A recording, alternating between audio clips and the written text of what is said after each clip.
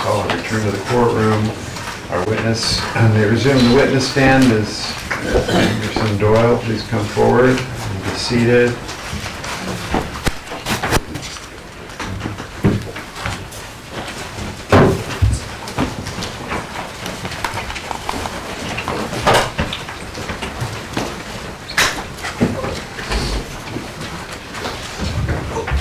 Welcome back, Ms. Andersen Doyle. I'll remind you that you are under oath. Mr. Balian, you may continue your examination of the witness. Thank you, Your Honor. Good afternoon. So I want to discuss with you now a incident that occurred in 1981. First off, do you remember speaking with police officers who came to speak with you in New York in February of 1982? I do. And were they speaking with you about an incident that had occurred prior to them coming?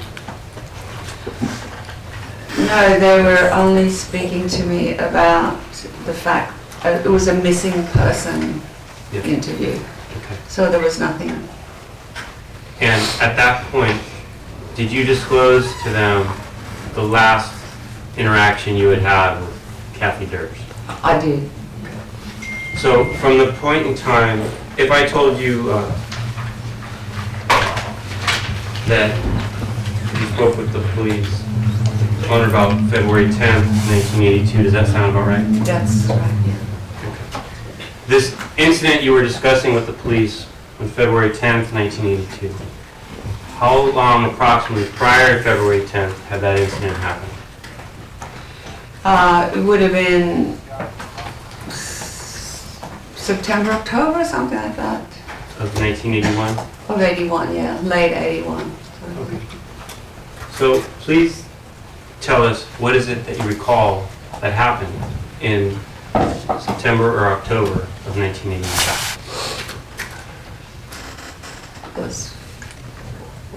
What I can remember is that she came across to my... She being? Kathleen came across, and it was... she was knocking on my door, my window door, and she was just, it was late, and I think that, it was one of those things that had always stuck in my mind, as if that little match girl, she was just sitting on the stairs, kind of shaking and crying, and it was really upsetting. And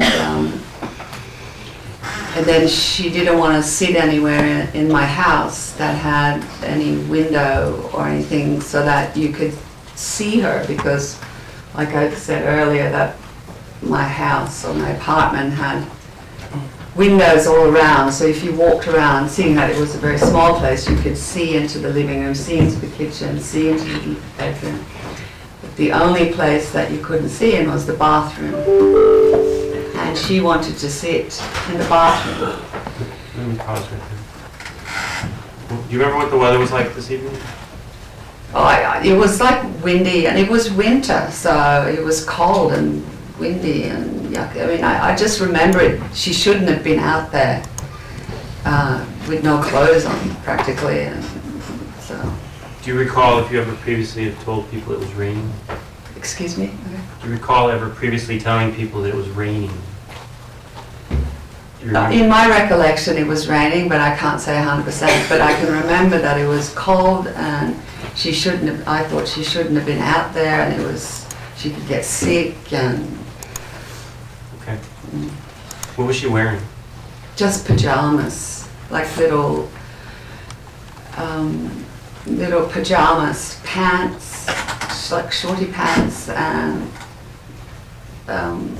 shorty sleeves. Yeah, just like a little pajamas, like I didn't even know one wore those, really, but just like a little pajamas. Earlier when you started relating this incident to us, you said she came over and you again made the motion with your arms where you kind of grabbed your shoulders as if hugging yourself. Is that literally how she appeared this day? Yeah, she did, yeah. She was, like I said, my image is that kid's story about the little matchstick girl that sits outside and looks in the window. It was looking in. It was very sad. Okay. You let her in? Yeah, yeah. And she wanted to go into the bathroom. There was no She one. wanted to sit in the bathroom, and we would have been in there for a long time. How long would you estimate you sat with her in your bathroom? An hour or two, I'm not sure, but she just didn't want to get out, go anywhere. And then my husband, we weren't sure if, she just had to calm down. And Did you try to calm her down? yeah, for sure, yeah. Do you remember all the details of what she told you that day? Well, I don't think she was in any state to tell me any details. I think she was just completely terrified and like she'd been cast out. I mean, who jumps out of their bedroom at night to run into their neighbor that they don't? I mean, she was very... Sorry, Your Honor, Jack's non-responsive. I believe she's trying to answer. Just a moment.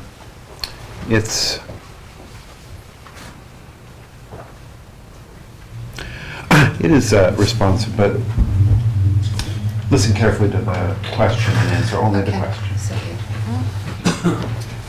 In general, what did you guys talk about in the bathroom that evening?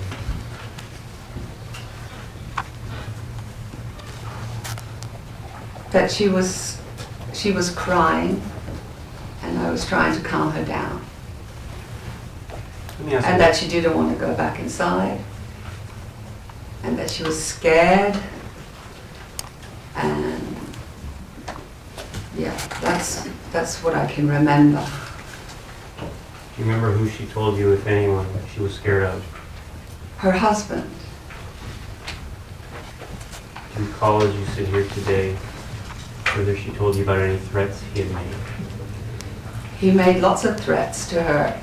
For example, that she had to sign, like if she was leaving him, she had to sign this document. What I want to know about is, strike that down. Different people can remember different aspects of different situations. Is your memory, 38 years later as you sit here today, are your memories greater of the vivid images of Kathie, what she looked like, her shaking, her overall fear? Are your memories greater of that or the specific words she told you? Oh, definitely about the emotional kind of context and how it affected me would be much more strong. And is how it affected you kind of go to how strongly your memories are of these images of Kathie coming in that night? I still think about it, and I still think that I wish I could have done something more. I don't know. But I know that I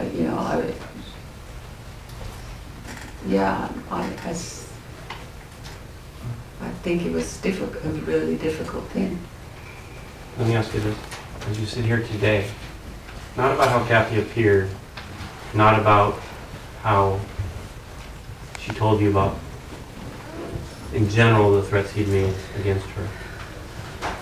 If I were to ask you, do you have a full and complete memory today to tell us the specific words she talked to you about and the details of that day? Do you have a good enough memory today to tell you those very specific, concrete details today? Or were the memories better back then? Well, from that night, my specific memory was that they'd had a fight about signing some kind of document, and that the fight had gotten out of control. And she was subsequently, fearful for her life, I don't know, but for herself. Hence, she came to my apartment. Remember, as you sit here today, the specific words she told you that Bob Durst had said to her that evening. As you sit here today, do you remember the specific details? Do you have a full and complete memory today of those specific words? And if you don't, that's fine. If you do, No, I don't. I can't say to you. She said to me verbatim. I cannot say that to you. Too much time has passed. Excuse me. Too much time has It passed. was 38 years, so I couldn't pretend to know I absolutely remembered. But We're not going to ask you to. What I want to ask you though is, when you spoke to the police in 1982, were the events fresh in your mind back then? oh, completely, Were the details fresh in your mind back then? absolutely, Were you honest with the detectives when they came and spoke to you in 1982? 100%. And did you accurately, to the best of your ability, tell the police back then what you knew from that evening? Absolutely. You understand any further foundation? The people will seek to introduce these pursuant to 1237 with Detective Varian in the future. Do you need any further foundation at this point? No. Thank you. Do you remember as you sit here today about a gun ever coming up? As you sit here today, No, I don't remember as I sit here today. I don't. and are you saying that a gun didn't come up, or it's possible it did, you just don't remember? I say I don't remember, but yeah, I don't remember, but my husband remembered, but I don't remember. I don't want you to say what your husband Okay. did. I just want to know what you remember, okay? Yeah, I don't remember. After Kathie disappeared, did you ever see her again? Never.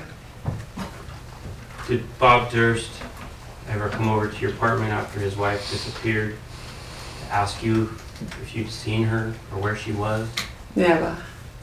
Did he ever knock on your door and say, do you have any idea where she is or went? Never. These things you've told this jury today that you remember from your own memory, I do. how certain are you that these are your memories and not someone else's memories? I'm 100% certain that they're my memories. Thank you. I have nothing further. Cross-examination. Thank you, Ron.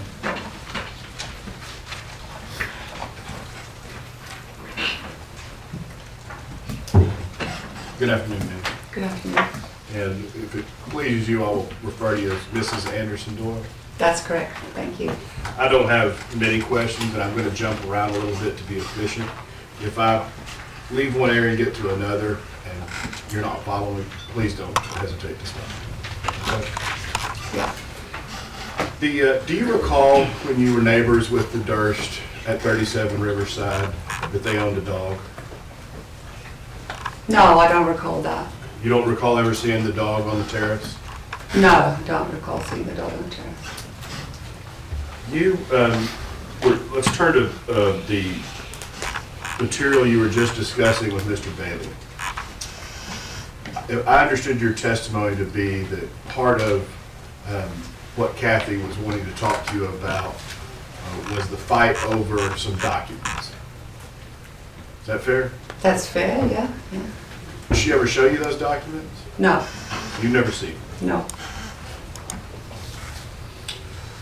I believe you had stated that we're in the early 1980s when you met Kathie Durst, correct? Yes.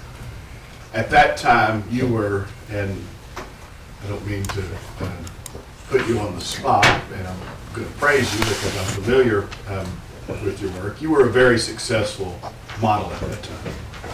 Yeah. You were, and as you should be, you were making very good money. Yeah. This time in New York City in the early 80s was fair to say people your age and of your success and Mrs. Durst's age, it was a vibrant scene. It was a vibrant city, and it was also a sad city because it was AIDS at the time. So the vibrancy was kind of laced with a lot of tragedy and sadness as well, so. Speaking more about the vibrance of the city, this was when Studio 54 was in its heyday? Yeah, I think Studio 54 might have been a bit earlier, maybe 70s, 76, 77, I think. Late 70s into the 80s, somewhere in there? Yeah, yeah. Club Xenon? I don't know about that, I didn't know that one. In certain more upscale circles in the party scene in New York, there was a lot of drug use. Absolutely, yes. And I'm certainly not suggesting you did anything, but you were familiar with folks in your industry and in this lifestyle in Manhattan using a lot of cocaine. Yeah, yeah. Let me ask you, did Kathie ever disclose to you her cocaine use? Never, Never mentioned it at all? never. Did she ever discuss with you any other drug use or abuse of alcohol? Never. Never mentioned it? Never. No. You have discussed for the ladies and gentlemen of the jury a few of the occasions where she would come over, and by window we mean it's a sliding glass door, correct? Full length, not like a window. Yes, yes. And it opened up onto your terrace. Yeah, You described you could see the lights of Manhattan at night. It was a very nice view. Is that fair? yes, yes. I'm sorry, I'm not trying. Rona has to get down the answer, and I know you're communicating with me, but you have to give a verbal answer. Yeah.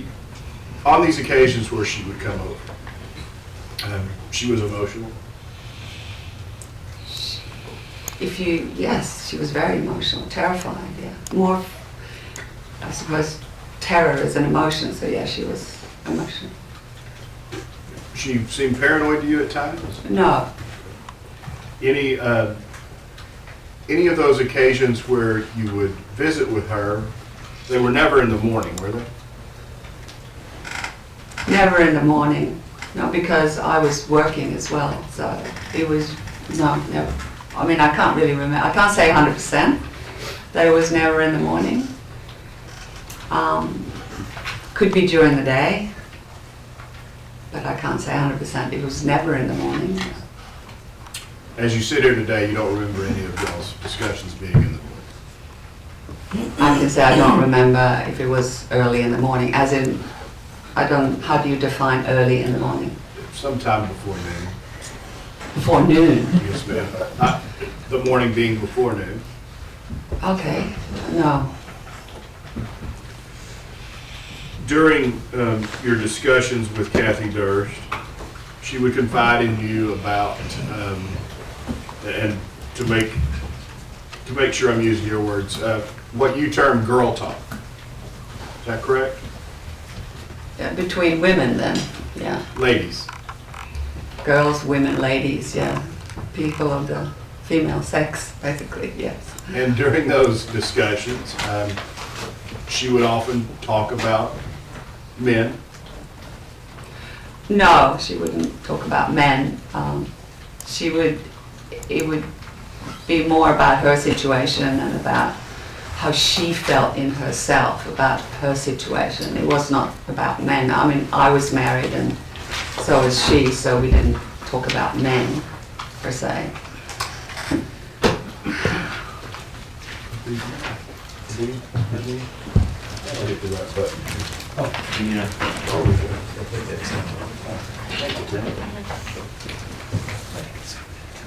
Thank you.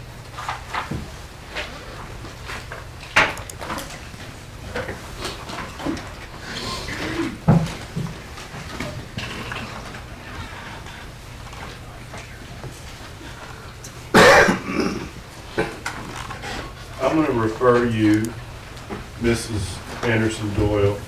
You recall the conversation you had with Mr. Lewin and other members of the prosecution. They called you when you were in Australia about 2015. Yes, You recall that conversation? yes. I'm going to show you a transcript from that conversation. I'm going to refer to page 8.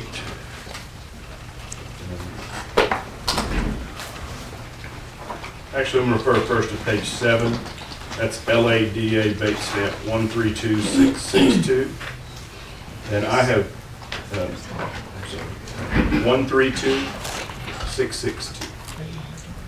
No, I thought you wanted me to repeat it. I'm sorry. Now, I want you You marking to this? zoom this in. I'm sorry, you marking this as an exhibit? No, Your Honor, I'm just going to, Well, you're referring to it, I'm referring it to refresh the witness's memory. Your Honor. just to refresh, okay?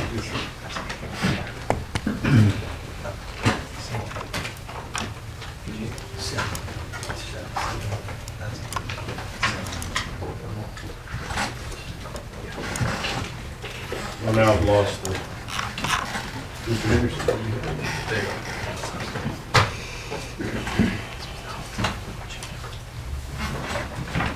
So if you're refreshing, perhaps you should, you have permission to approach or refresh rather than publish a document that's used only for I would refreshing. greatly appreciate that, Your Honor. Yes, you may.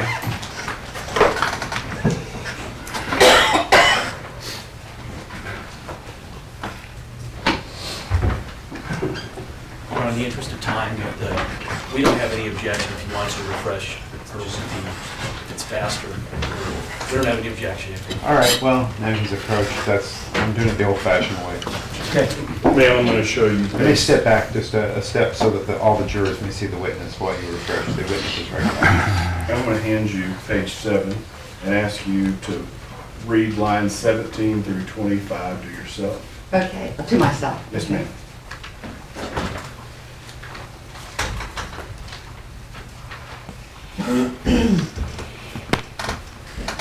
Does that refresh your memory relative to Kathie discussing guys during y'all's discussions? Well, like I said, guys, it was our guys, so it was, we just talked about guys, so. The question is whether it refreshes your recollection. It- So you may answer only the answer to the Okay, question. so yes, and then- it refreshes my about this, all my recollections. Yes. Oh, yes, yes. Okay. Thank you.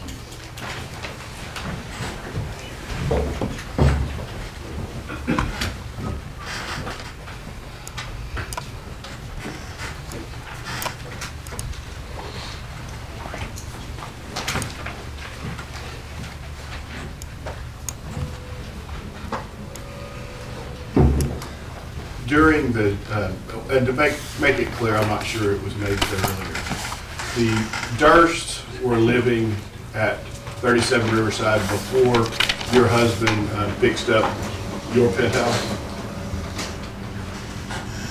Is that a question? Yes, ma'am. I don't know.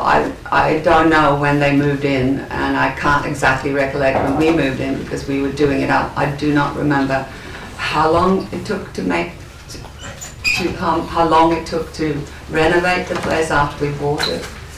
And like I said, I had no recollection of having any contact with them until. Okay, let me ask you this way. Is it fair to say that you didn't see anybody moving in after you and your husband had taken up residence? That's correct. So presumably they had lived there, moved in before you took their residence? I have no idea.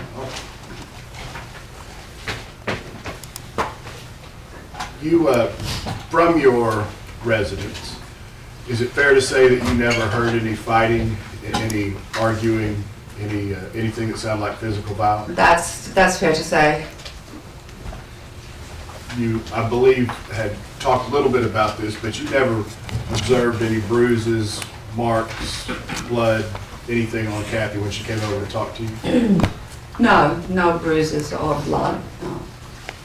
Nothing that looked like, from a physical standpoint, not talking about emotional, but from a physical standpoint, that she'd been hit, punched, strangled? I would say that the night that she came over, she had been pushed around, And you said she was disheveled? disheveled. Nothing, no marks on her face, neck, et cetera, that you recall? Not that I can recall.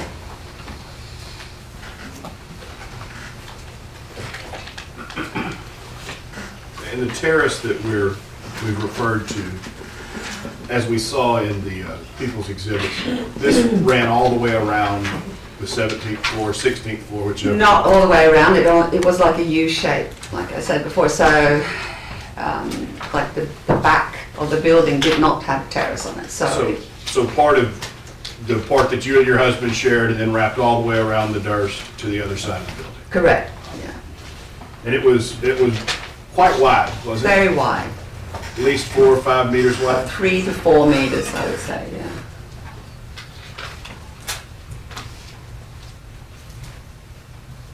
As you sit here today, Mrs. Andersen Doyle, you do not recall any mention of Kathie during this last episode you described of her saying Mr. Durst had a gun and he was threatening her with that gun, correct? I don't have a recollection of that, no.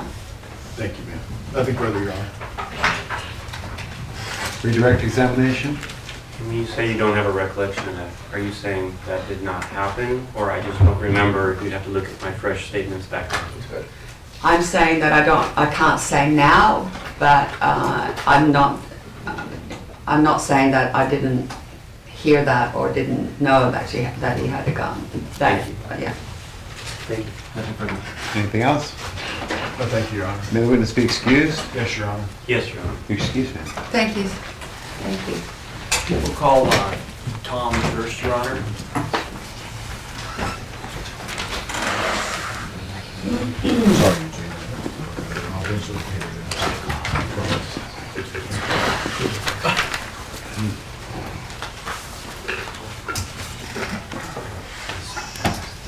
Your Honor, there's one other matter that we need to ask as a court, either at sidebar or before the witness begins Another matter. with this witness. Okay, off the record, you may come sidebar.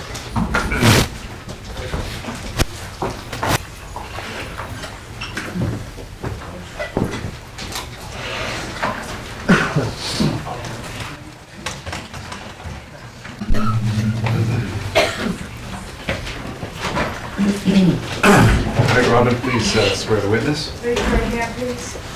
Do you solemnly state that the testimony you're about to give and the cause and opinion before this court shall be the truth, the whole truth, and nothing but the truth, so help you God? Yes, I do. Please be seated.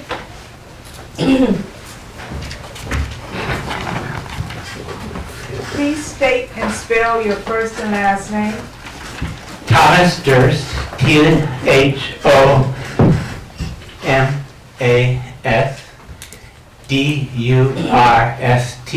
Thank you. You can tip that microphone a little closer. No, that's fine. You may proceed. Thank you. Mr. Durst, it's really important. We met at lunch, is that correct? That's correct. So there are going to be some questions I'm going to ask you. When I get to that point, when I ask the question, I'm going to, for instance, say, I want you to tell me X, but I don't want you to talk about any specific incidents. So what I'm explaining to you is just listen to my question very carefully. Do you understand? Yes, sir. Okay. First of all, how do you feel about being here today? I hate it. Okay. And can you tell me why you're here? I was subpoenaed. And did you come voluntarily? No, sir. And did you do everything in your power to try and avoid coming here? Times 10. And can you tell me why is it that you don't want to be here today? I object to that. Oh, That's not relevant. Grounds, Your Honor? Oh. You may answer the question. Oh, I'm sorry, sir. I'm humiliated to be here. This is a horrible experience, and I'm fearful of my brother. That's not Overall. responsible. We object to it. Overall. No. Well, maybe answer me, Sam. Can you lower your microphone? Oh, I'm sorry. Am I doing something bad? No. Yeah. I think That's fine. No, it's fine. Just so we can hear you Right. well, as clearly as we I can move back. well, I think now we actually lost you a little bit. I'm sorry. That's good. It's like Goldilocks. It was too hot, too cold. We're looking for just right now. In the middle. So if you could put it in the middle. Yeah. Stop. Now we'll do a test. Give us a 1, 2, 3. 1, 2, 3. I think, Your Honor, is that good? That sounded good. Very good. Can you tell me, Do you recognize, Mr. Durst, the individual who's seated here? I'm pointing to the defendant. Yes, sir. Can you tell me who that is? That's my eldest brother, Robert Durst. And can you tell me what the age difference is between the two of you? Just about 7 years, sir. And can you tell me, in terms of the siblings, if you can you please put up 264, please? Mark people's next in order, Your Honor. 17. Thank you, Your Honor. Can you see that, Yes, Mr. sir. Durst? Yes. Do you recognize the individuals in that photograph? I recognize the photograph. I'm sitting in the front, and Robert is looking at a map or a plan. Douglas is to his left, and my sister, our sister Wendy, is to Douglas's left. And if you can indicate approximately, you said there's a 7-year age difference between you. Did I hear that right? Between Correct. you and Robert? Can you tell me, he's the oldest, is that correct? Correct. You're the youngest, is that right? Correct. Can you tell me how much younger is Douglas than your older brother? Yes. I believe Douglas is 15 to 17 months younger. And what about Wendy, the difference between Wendy and Douglas? I think it's about 2 years. And the difference between you and Wendy? Just about 3 years. And any idea approximately where that photograph was taken? It was taken in the living room of 27 Hampton Road. My father had made a model of a building called 200, at that time they've changed the name of it, it was 200 East 42nd Street. He used cigar tubes and plastic. And then he sold the story to the New York Times as if the children had made it, but he made the whole thing. That's not what you want. Just a moment. All right. It's an interesting story, but I'm going to strike it. I'm sorry. Disregard it, because it's actually not an answer to the question that was I'm sorry, I posed. made a mistake. No, don't feel bad, but just listen to the question and answer only the question. And can you tell me, Mr. Durst, when you said Hampton, is that in Scarsdale? Scarsdale, New York. And if you have any idea about when would this picture have been taken? I can remember because they said in the New York Times article I was 7, but I was Not at least responsive. If he 6. remembers, the answer is what it was. All right, so it's stricken as well. The first question would be, do you remember when it was taken? And then the next question would be... Okay, I'm sorry, I do remember. Okay, well, one at a time, that's how it works here. Do you I'm remember, sorry. and when was it, and how is it that you remember? Okay, That thank kind you. of thing. Sure. Go ahead. Looking at the picture, Mr. Durst, can you tell approximately when this was taken? Yes, And when was it? 1956. 1956. And how old would you have been then? 6.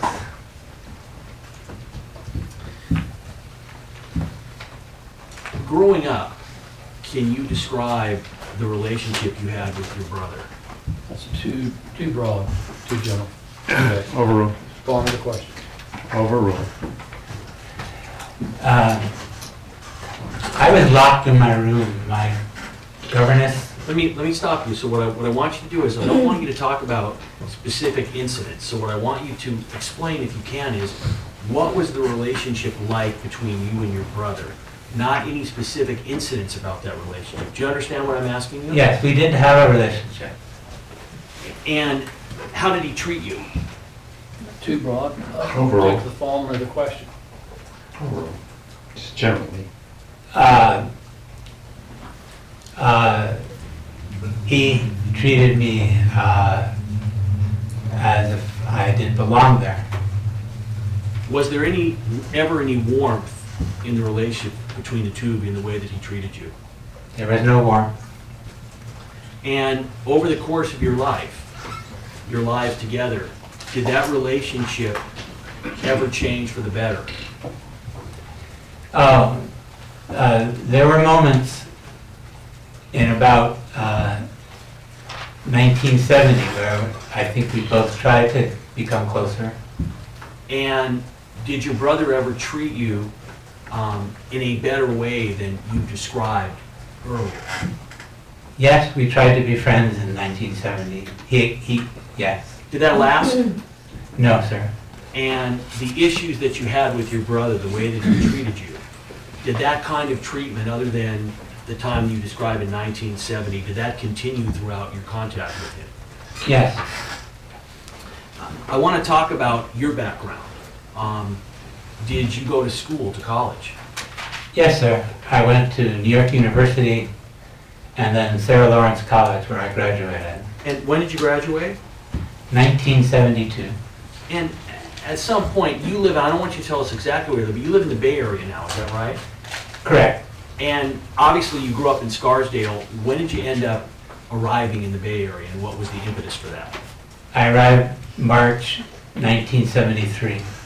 And what brought you out to the Bay Area? I hated New York and I liked San Francisco. And prior to that, had you come out to California earlier to help your brother Douglas?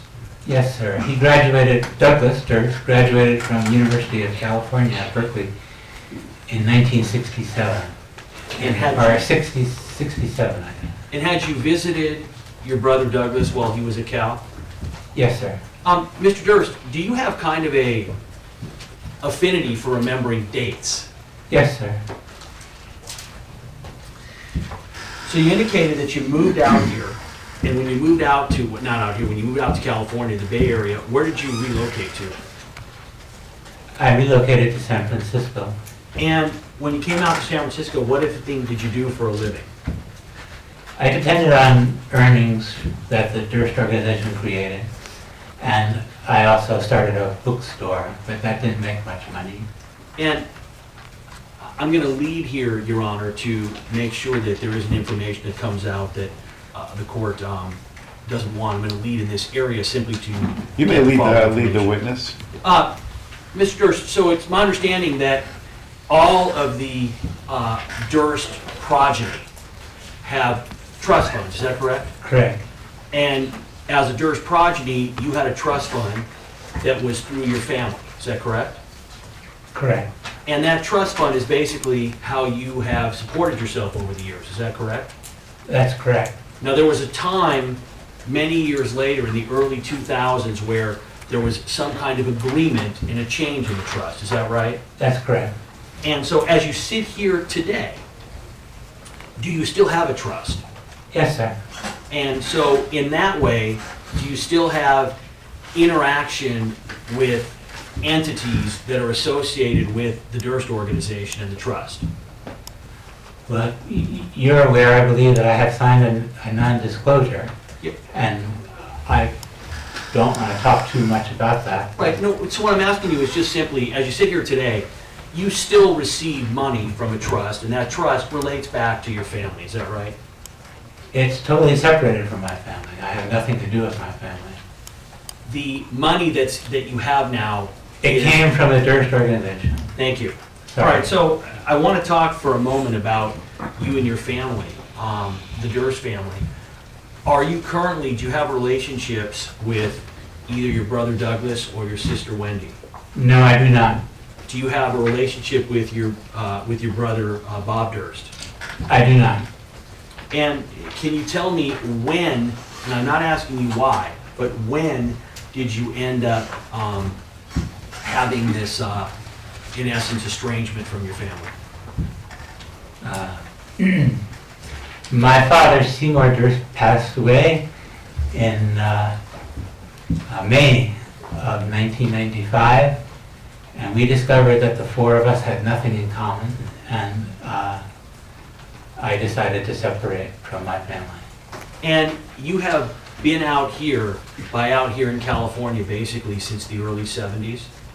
1973, March. And that's where you resided since that time? One brief, horrible time in the suburbs and then back to San Francisco. But at least in the suburbs, that bad? At least what I'm talking about is in Northern California generally. Yes, sir. Yes, sir. I want to show you, can you put up the New York Magazine, please? It's going to be People's 18, Your Honor. Yes. Have you seen that before, Mr. Durst? I have a copy of it. And can you tell me what you recognize that to be? It's a cover of the New York Magazine. The headline says, "The Men Who Own New York." and I recognize a couple of the key players. And who do you recognize in that photo? Well, first off is Seymour Durst in the lower right-hand corner, Donald Trump in the upper left corner, Harry Helmsley in the center, and then two gentlemen who probably I would know their name, but I don't recognize their faces. And this was an article about, in essence, the men who owned Manhattan real estate. Correct. Commercial real estate. Correct. And growing up, is it fair to say that your family were major landowners in New York commercial real estate? That's correct. And that goes back to your grandfather, Joseph, is that correct? That's correct. And did Joseph inherit his money? No, sir. Joseph came here, he was an immigrant, correct? Correct. He arrived here somewhere around 1913, is that right? It may have been earlier. My father was born in 13 in this country. And I don't have the date. And Joseph ended up starting the Durst organization, is that right? Yes, sir. And then your father, Seymour, was one of his sons? Yes, sir. There's a position within the family that is called the trustee, is that correct? Yes, sir. Can you just briefly explain what that is? Relevant, sure. Overruled. The trustee makes all the decisions, and the Durst organization trustee was a co-trustee with usually a lawyer. And your father was the trustee of his generation, is that correct? Now, I don't know who was the trustee of that next, I think what happened was there were, Speculation. Sorry. Just a moment. so, Just a moment. sorry.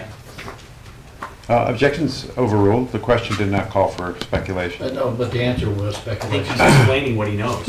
Yeah. He said, I think that, that's speculation. You may strike the answer, move to strike the answer if it is not responsive. If it's not responsive, move to strike it. Overruled. You may continue. You may continue with your, you You may can ask the answer. question. If you know the answer. You may answer. Oh, I'm sorry. I do know the answer. So, there were 4 siblings, Seymour, Roy, David, and Alma. And so Seymour might have been trustee for Roy's children, and Roy might have been trustee for Seymour's children. It was a quirk in the law that the giver of the gift or the giver of the trust could not also be trustee, so that they shared trustee, but for their nieces and nephews. So my trustee was probably Roy, and Roy's children might have had Seymour as trustee. And in terms of your understanding, was it fair to say that your father was in essence running the Durst organization? Yes. And as far as you were aware, given that you were a member of this family and had an interest in the trust, etc., was there a plan that you were aware of originally as to who was to replace Seymour? Yes. And who was that to be? Robert. And Robert or Bob, you're speaking of your brother, correct? Correct. And he was the oldest child in your family, is that right? That's correct. Now, growing up with your brother, can you describe how he was with money? If I were to ask you, was he generous with his money? I never knew him to be generous. And if I were to ask you, based on your experience with him, if I were to have you rate on a scale of 0 to 100, with 0 being the cheapest person you know, and 100 being the most generous, where would you rate your brother? In comparison such as that. That's not an objection under California law. Relevance is, Objection. this is sustained. Your Honor, I can make an offer of proof. Yes. The offer of proof, Your Honor. I object to an offer of proof in front of the jury. Well, it's relevant. Let's go back. Off the record.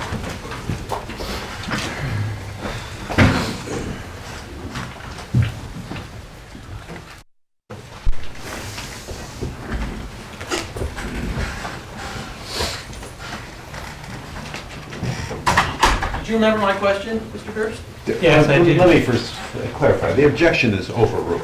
All right, you may ask it again. On a scale of 0 to 100, with 0 being the cheapest person you've ever met, and 100 being the most generous, based on your experience growing up and knowing your brother, how would you rate your brother? About Can I ask -50. a question on board, all right? No. About what his last contact with his brother was? No, overall. Go ahead. I believe about -50, if the scale goes that low. Negative 50. And Mr. Durst, is that the first time that you have made that comment, or did you make the same comment when you were interviewed back in 2016? I made the same comment. And when you say that your brother was cheap, can you describe what it is that makes you say that? He came to my house with his new wife, and he had her on food stamps. And specifically, and I'm going to get to this a little bit later, do you recall, Mr. Durst, how it was that you became aware that Bob had his wife on food stamps? She asked me to take her shopping. Objections, hearsay. Your Honor, Overall? And food stamps at that time, you could not buy feminine hygiene products or cigarettes or wine. And so she went to the checkout and could not buy what she wanted, and I paid for it. All she had was food stamps. and I'm going to get to that in a moment. I'm going to go back to your brother and Kathie's relationship. But I want to ask you, Kathie Durst, is that somebody that you know? Are you asking in the present? Yes. Do you know who Kathie Durst is? Oh, yes, I knew Kathie Durst. Give her a show now. What number is it? Showing you People's 15.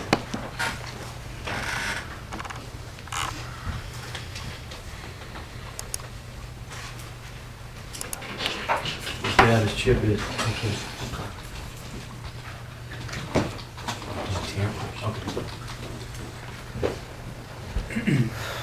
Do you recognize who is depicted in this photograph?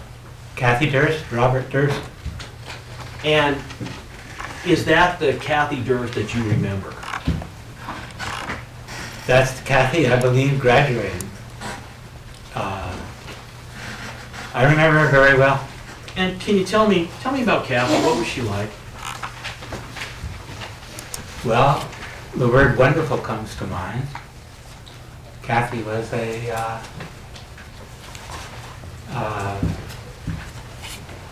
ambitious, caring, lovely person. Would you describe her as intelligent? Extremely. Was she hardworking? Extremely. In terms of her temperament and personality, was she a kind person? Yes. Do you remember when it was that you first met her?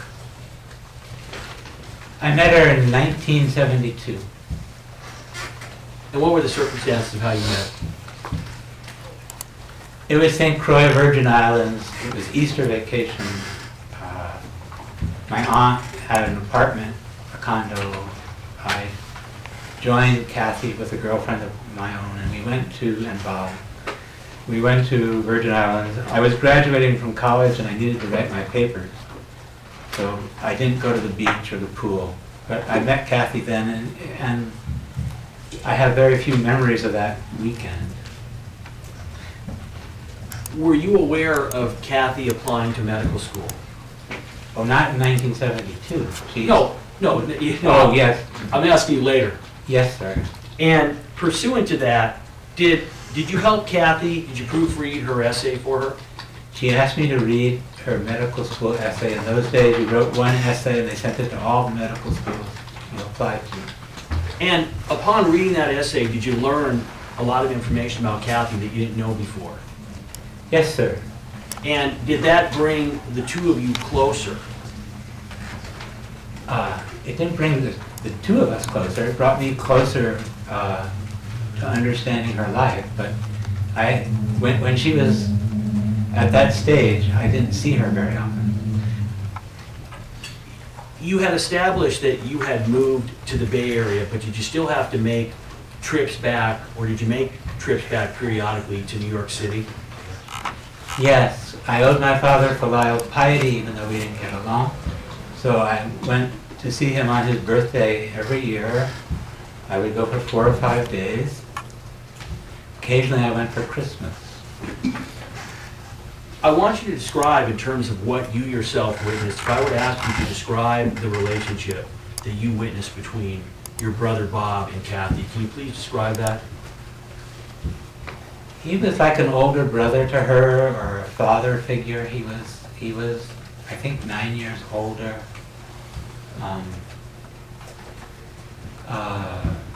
Did it appear to you that it was a relationship that was equal? No, I often see that in marriages. It didn't seem equal. And can you tell me, was either Bob subservient to Kathie, or was Kathie subservient to Bob? Bob made demands on Kathie that she had to follow. And have you previously stated that Kathie was very subservient to Bob? I don't have a memory of using that word, but she was in an inferior position. And did Bob and Kathie come to San Francisco to stay with you on more than one occasion? Bob and Kathie came to San Francisco twice. Once they stayed with me, and once it was on a visit to San Francisco from being in Hong Kong or Thailand. And Kathie was too tired to see me. Now, I want to back up for a second. Over the course of your life, has your brother shown up at times to see you? Yes. And has your brother have a habit of, let me back up, when your brother would show up, would he call in advance, ask you if you wanted to see him? He didn't ever ask. He would call from the plane. There were plane telephones in those days. And he would announce, he's coming, I'm coming. Would he ever ask you, was it okay if he was coming, or would he just tell you, I'm coming? He would arrive. And in terms of the nature of your relationship with Bob, is that indicative of how it always was? There was a power relationship. He was in charge. He wanted to come, he came. I want to talk about the visit with Bob and Kathie in San Francisco. Do you recall that when they came out, having your first kind of real in-depth conversation with Kathie? Yes, I was stunned to find out that they had gotten married. And in terms of how you described Kathie previously, is a part of that based on the time that you spent with her when she came out? It's based on my time with her in Middlebury, Vermont, and in St. Croix. Let's go back to Middlebury, Vermont for a moment. Your brother opened a food store, your brother Bob opened a food store called All Good Things, is that correct? He bought a food store that was in existence and changed the name. And he named it All Good Things, is that right? Correct. And that was in Vermont, is that right? Middlebury, Vermont. And you had occasion to visit he and Kathie up there, is that right? I was on my way to my grandfather's at Lake Placid, New York. He suggested I stop in Middlebury and see his store, and then he would drive me to Lake Placid.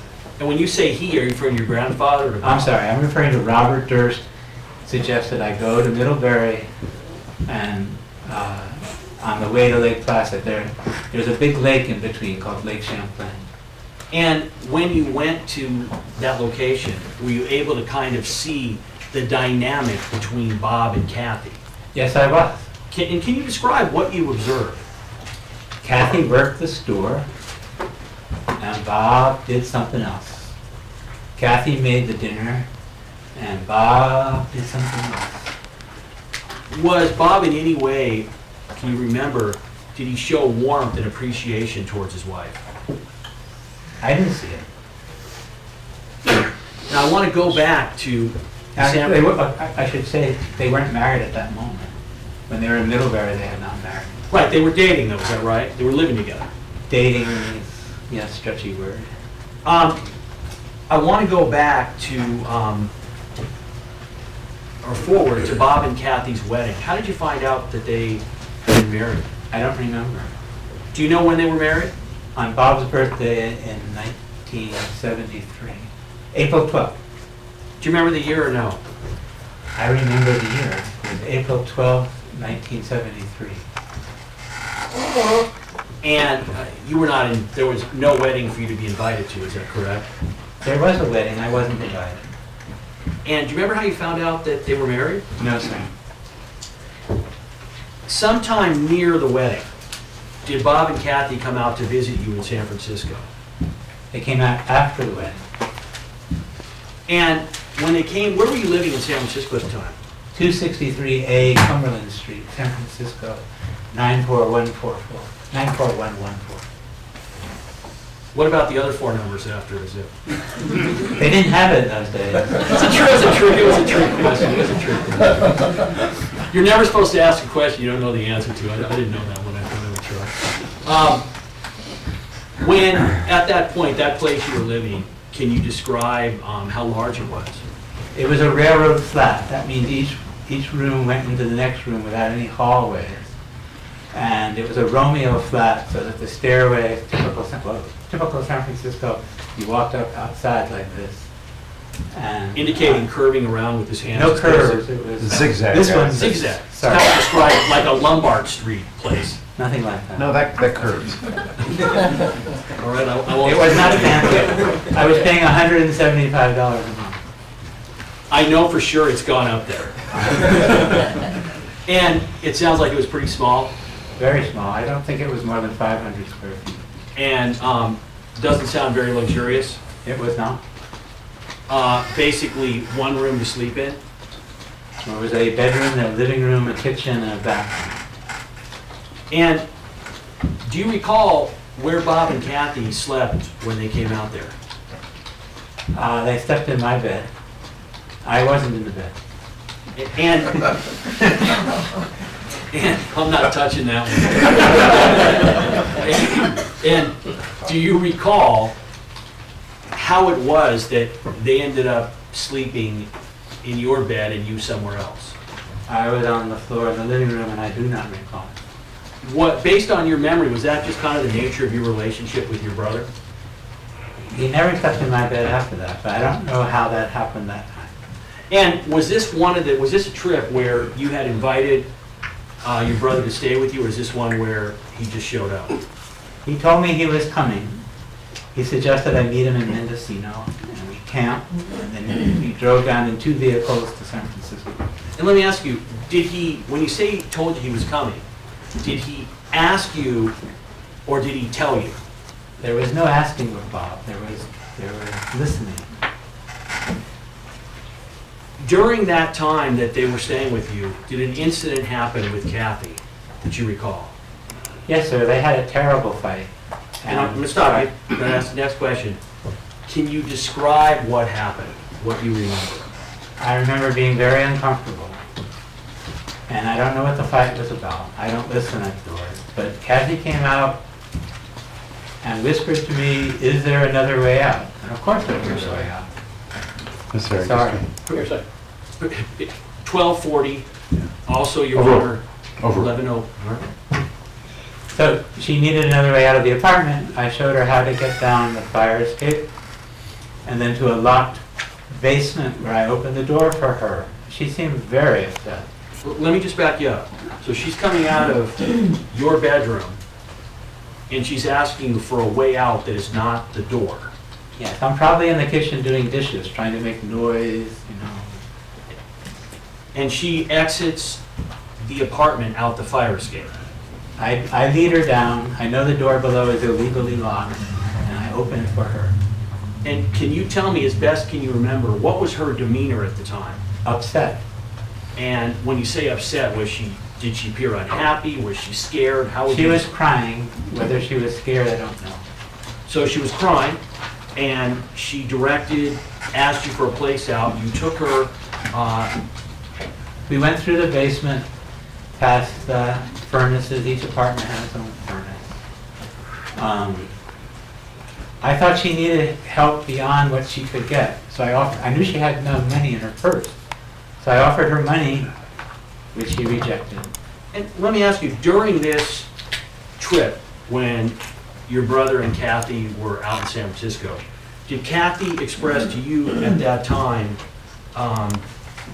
strike that, were you concerned, based on the argument that you saw, that Kathie was in any physical danger? No, I was not concerned. I just thought she was unhappy. And she ended up leaving. Do you recall what your brother's response was? There was no response. Did he ask you what happened? No, Did he try to go look for her? no. Do you remember how long she was gone? A few hours, And did she eventually come back? yes, And did they continue to stay a few more days? not many. I don't know, I have no memory of how many, but they left soon after the fight. Was the incident ever discussed? No, not with me. I want to go fast forward to December of 1981. Do you recall being in New York City? Yes, sir. Do you recall going over to 37 Riverside Drive? Well, this is a case where I don't remember the address, but I did go to their Riverside Drive apartment. They had a penthouse, which they were very proud of. And when you got there, can you please describe what happened? Let me put this up, People's 13. Does this look like the penthouse that you went and visited? I went at night, so I was invited to dinner. I can put my hand over it and make it darker. All right. Did that help? No. So I went at night, and I went there, and it was a very fancy building, had a doorman, I believe. And I arrived and ring the bell, and Kathie opens the door, and she's in a very sexy nightgown. It was flimsy. And I thought I'm in the wrong building. I shouldn't be here. And then Bob comes behind her and starts lifting up the back of the nightgown. And she says, "Robert!"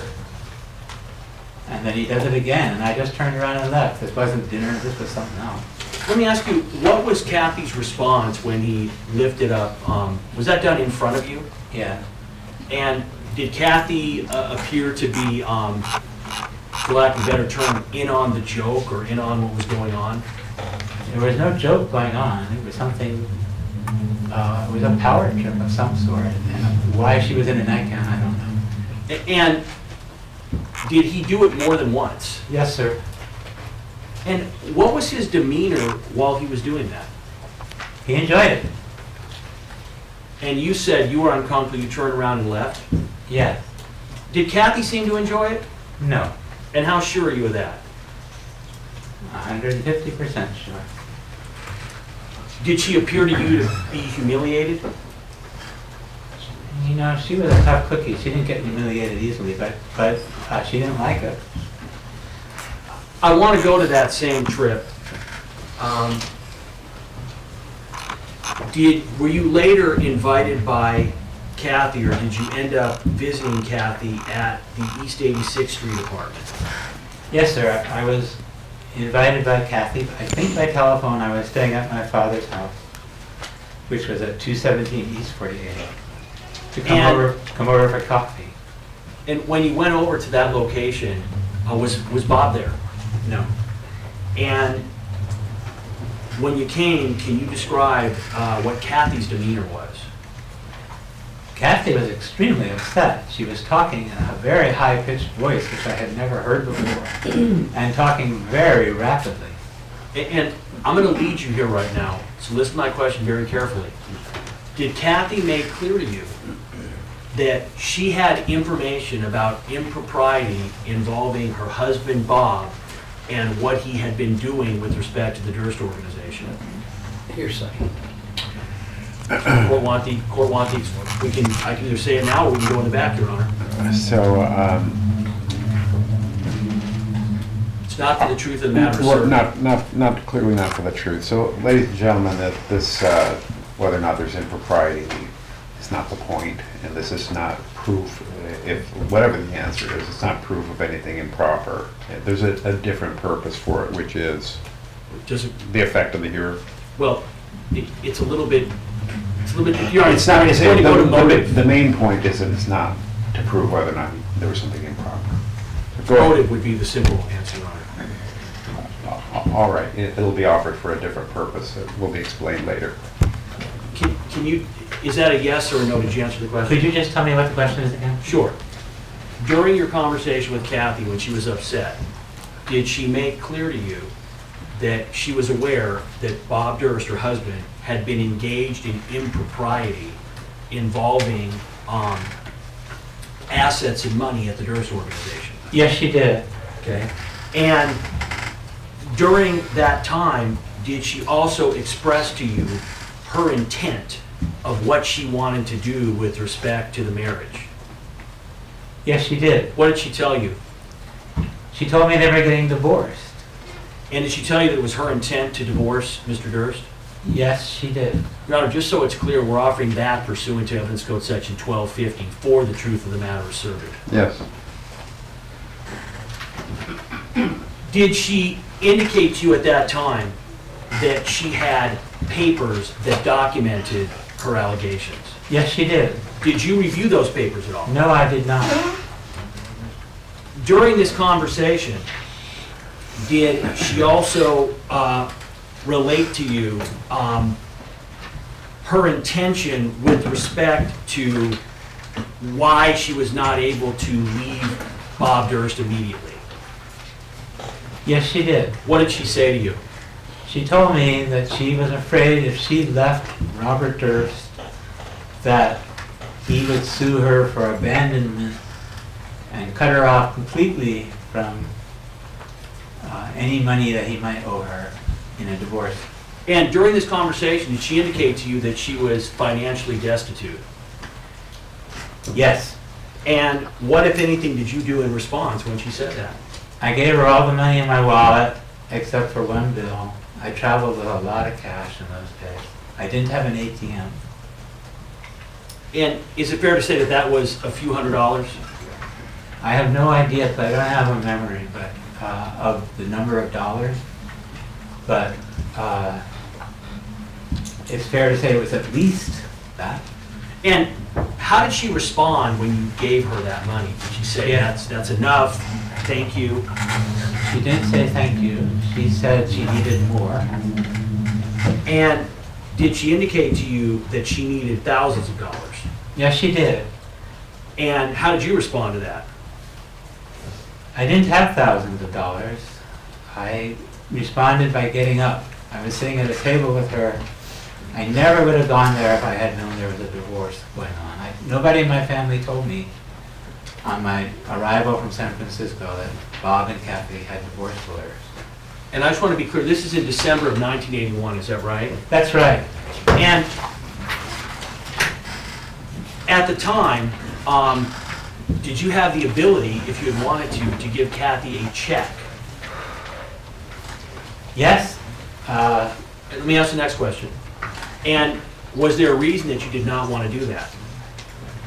I was afraid that if Bob Durst found a check with my name on it, written to Kathie, he would be violent towards me.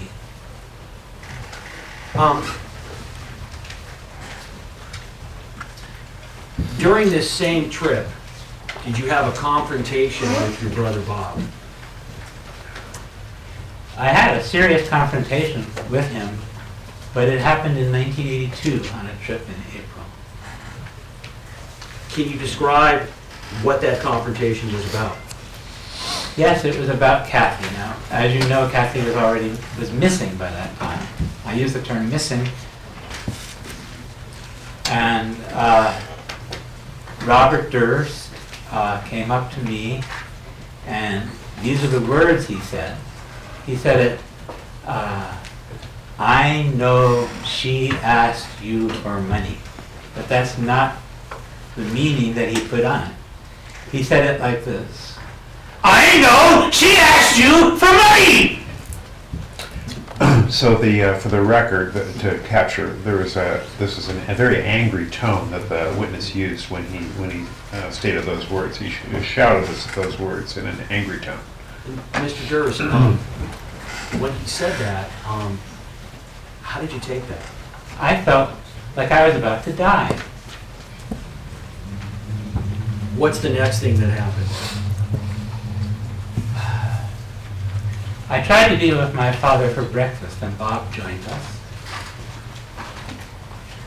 Breakfast ends, and we walk towards the Durst organization. I'm not going to go there, but I'm going to walk with them to the Durst organization. And Bob must have noticed my father liked to walk through office buildings, even ones he didn't own, although he owned a lot. And so we come to these revolving doors. And I don't know how revolving doors work. It never occurred to me that there was something special about revolving doors. But evidently, each door section has a break. And it's a rubber or cloth thing that rubs against the glass and slows the progress. So Seymour goes through the revolving door first. Then I go into the revolving door. And from behind, like a sneak, he takes his full strength, and you can't think of him this way. He was strong in those days.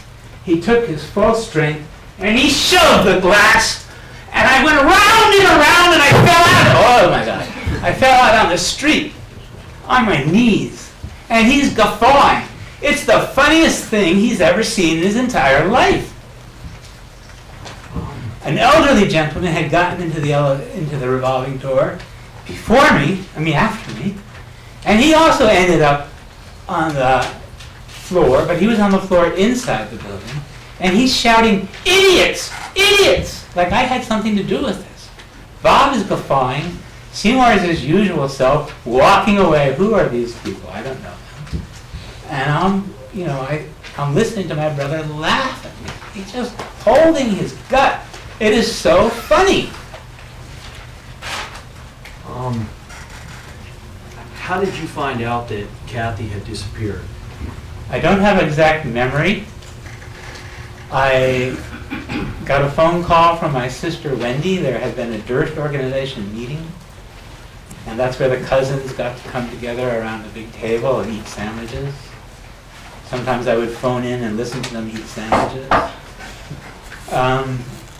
Wendy calls me after the meeting and says, "Bob is in muddy boots."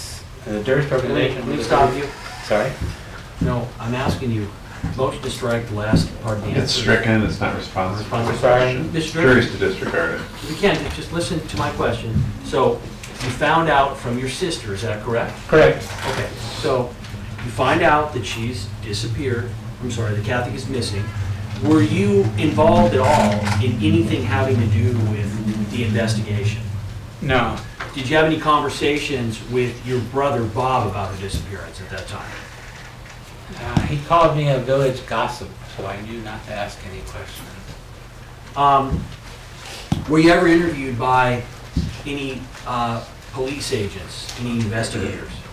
Not until 2003. I want to ask you for a moment about, by the way, during your interactions with Kathie, did she appear to be excited about becoming a doctor? Very. Did she give you any indication that she was ready to abandon her life as she knew it and voluntarily disappear? She was looking forward to being a pediatrician. I want to ask for a moment, when I say the name Susan Berman, is that someone that you know? I met her once, And when did you meet her approximately? 1975.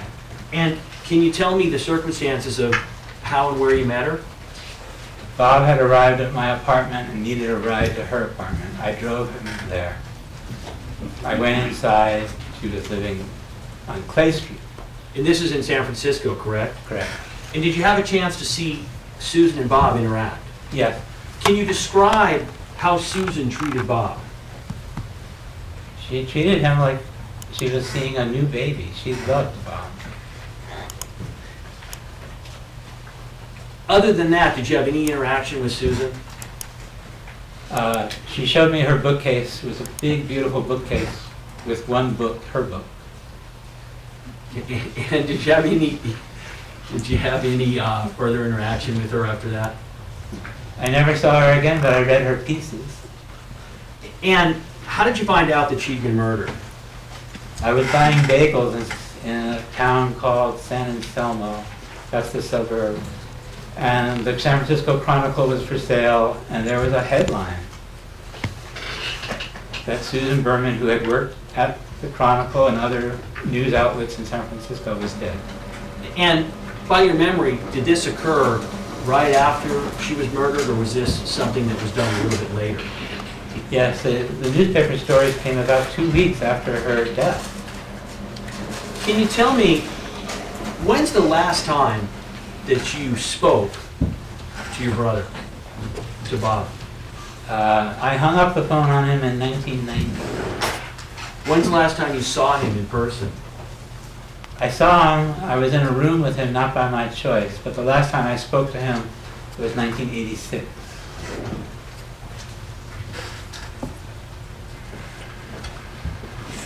As you sit here, Mr. Durst, and you've given your testimony, has this been a difficult place for you to be in the presence of your brother? Yes, it is. I have no further questions, Your Honor.